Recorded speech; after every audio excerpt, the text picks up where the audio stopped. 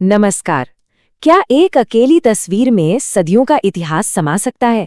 आज हम एक ऐसी ही तस्वीर की पड़ताल करने वाले हैं जो कुछ ऐसा ही एक बहुत बड़ा दावा करती है। तो ये रही वो तस्वीर। इसका कैप्शन कहता है, जब कोई पूछे कि मुगलों और अंग्रेजों के आने से पहले भारत कैसा था, तो उन्हें ये तस्वीर जरूर दिखाइए। अब ये एक बहुत ही बोल्ड स्टेटमेंट है ना? ये तस्वीर हमें इतिहास को एक खास चश्मे से देखने को कह रही है, साम्राज्यों के दौर से पहले का भारत। तो सवाल ये उठता है कि आखिर ये तस्वीर हमें बताना क्या चाहती है? ये जो चेहरे इसमें हैं, ये जो विचार हैं, ये सब मिलकर कौन सी कहानी बुनते हैं? चलिए परत दर परत इसे समझने की कोशिश करते हैं। तो सबसे पहले ये तस्वीर हमें ले चलती है भारत की आध्यात्मिक और दार्शनिक जड़ों की तरफ। ये उन महान चिंतकों की कहानी है जिन्होंने जिंदगी के अस्तित्व के सबसे बड़े सवालों से टकराने की हिम्मत की। देखिए, इस तस्वीर का जो सबसे बड़ा तर्क है वो ये है कि ये जमीन हमेशा से ही अलग अलग विचारों का एक संगम रही है।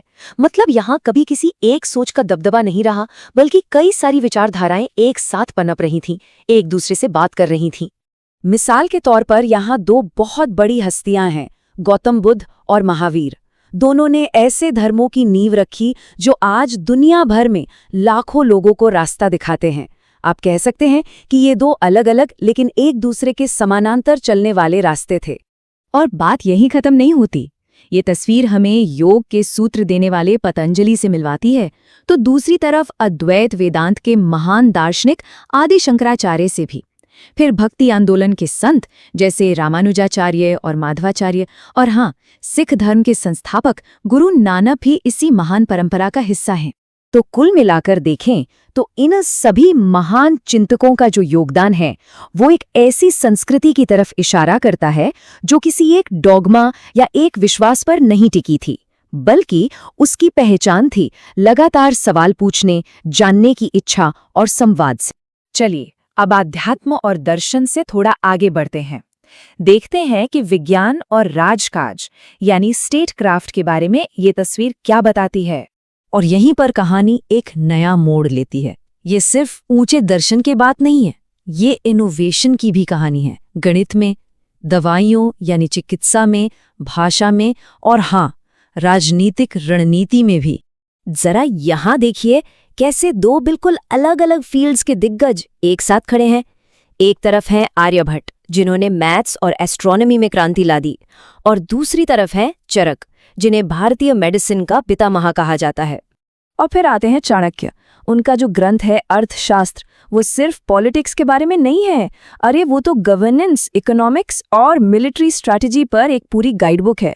ये दिखाता है कि उस दौर की प्रशासनिक सोच कितनी ज्यादा एडवांस थी। और ये जो इंटेलेक्चुअल क्यूरियोसिटी थी ना, वो सिर्फ बड़े बड़े आइडियाज तक ही सीमित नहीं थी। पाणिनि जैसे विद्वानों को देखिए, उन्होंने भाषा की बनावट, उसकी ग्रामर पर इतना गहरा काम किया कि उनके बनाए नियम आज भी लिंग्विस्ट को हैरान कर देते हैं। ठीक है, अब आते हैं इस तस्वीर के तीसरे पिलर पर, और वो है कलम और काव्य की ताकत। देखिए, इस दौर का जो ज्ञान था वो सिर्फ फिलॉसफी और साइंस की किताबों में बंद नहीं था, उसे कहानियों में, कविताओं में बुना गया था। और इन्हीं कहानियों ने तो भारत की सांस्कृतिक पहचान को गढ़ा है।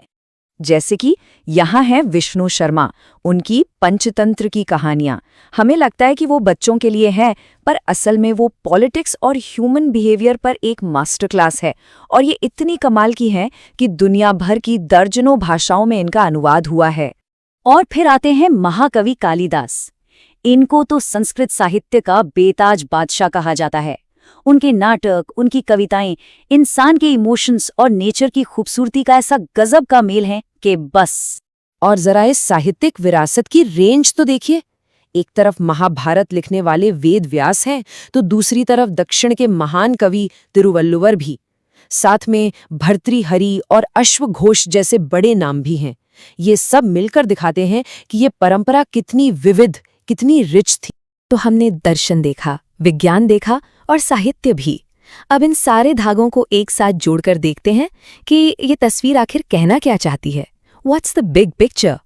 तो इस तस्वीर का जो सबसे बड़ा मैसेज है वो ये है कि ये 25 लोग सिर्फ 25 लोग नहीं हैं, ये सब मिलकर एक ऐसे दौर की कहानी कहते हैं जो इंटेलेक्चुअली, साइंटिफिकली और आर्टिस्टिकली बहुत ज्यादा एडवांस्ड था।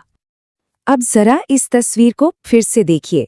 इसके एक एक हिस्से को समझने के बाद अब ये सिर्फ कुछ चेहरों का एक कलेक्शन नहीं लगता, है ना? ये तो विचारकों, इनोवेटर्स और कहानीकारों की एक पूरी की पूरी सभ्यता का पोर्ट्रेट लगता है। तो अगर इसे समेटना हो तो कह सकते हैं कि ये तस्वीर 3 मजबूत पिलर्स पर खड़ी है। पहला, आध्यात्मिक खोज, जिसने हम कौन हैं जैसे सवालों के जवाब ढूंढे। दूसरा, वैज्ञानिक और सिविक इनोवेशन, जिसने समाज को एक ढांचा दिया, उसे आगे बढ़ाया। और तीसरा, साहित्यिक अभिव्यक्ति, जिसने उस संस्कृति में एक आत्मा फूंकी। और आखिर में ये तस्वीर सिर्फ इतिहास के बारे में ही नहीं है, ये इस बारे में भी है कि हम इतिहास को याद कैसे रखते हैं, कैसे सदियों की कॉम्प्लेक्स हिस्ट्री को एक अकेले पावरफुल विजुअल में कैद किया जा सकता है।